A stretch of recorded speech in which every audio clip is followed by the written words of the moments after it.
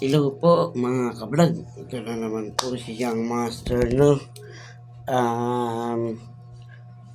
Yun, no? Magbibigay lang po ako ng konting tips sa inyo, no? Na naway may matutunan po kayo, no? Mga kablog, no? Ito pong content ko na to, no? Is marami sa atin ang hindi nakakalam nito, no? Na hindi pala natin dapat gawin, no? No, mga kablog. Masama pala sa katawan to pag ginawa natin, mga kablog, no? Akala natin is goods lang, it's okay lang, no, mga kablog, no? Hindi pala dapat, no, mga kablog, no? Kasi marami po sa atin ginagawa pa rin ito, no, mga kablog. Para natin alam is ginawa natin to is simple tayong matebats o madebits, no, mga kablog, no? At ito na nga, no, mga kablog, bagay na hindi dapat ginagawa pagkatapos kumain, mga kablog. Pagkatapos kumain, no, mga hindi dapat gawin, no, mga kablog.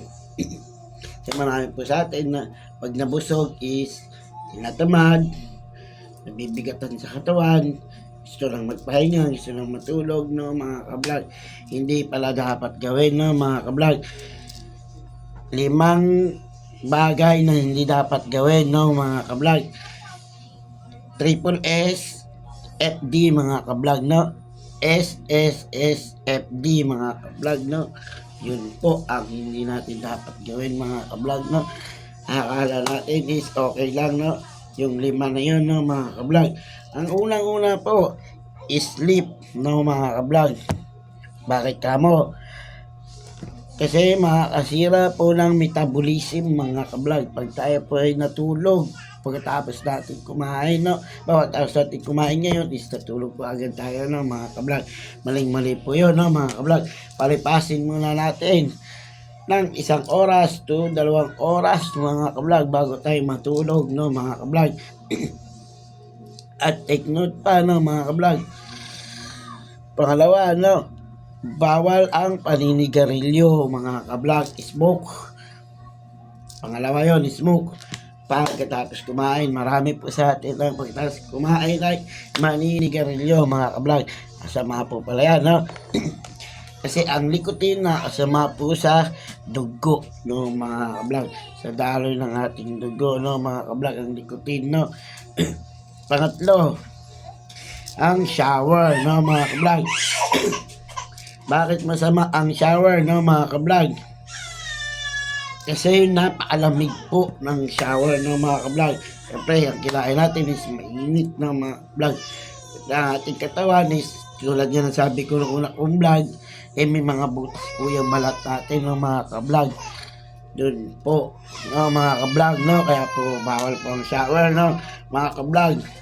At ang pang-apat, no, mga kablog, siguro marami sa atin ang gumagawa nito, no, kasi akala natin okay lang dahil payo ng ibang doctor expert, no, pero mali po pala yung nakasanayan natin na yan, no, na ang pagkain ng prutas pagkatapos kumain ng kanin, no, mga kablog, mali po yun. Dapat po kasi is bago po tayo kumain ng kanin is kakain muna tayo ng prutas. Yun po ang tama, no, mga kablog. Kasi once na nakakain na po tayo ng kanin at kakain po tayo ng prutas, mahirapan po tumunaw ang ating sikmura, mga kablog. Hindi po agad tayo matutunawan, no. Kaya po masama po sa digestion, no, natin yun, no, mga kablog. At ang drink tea, pag inom ng tsaa, mga kablog, no, mas nakasama pala yun, no, mga kablog, no. Akala natin is normal lang, is okay lang, no, mga kablog. Mali-mali pala yun, no, mga kablog. Pero ako dati, ayan, no, mga kablog, no, na may natutunan po kayo, mga kablog, no. Ayan, isang magandang araw po sa inyo lahat, ng mga kablog. At naway, mag-iingat po kayo, mga kablog. Bye-bye.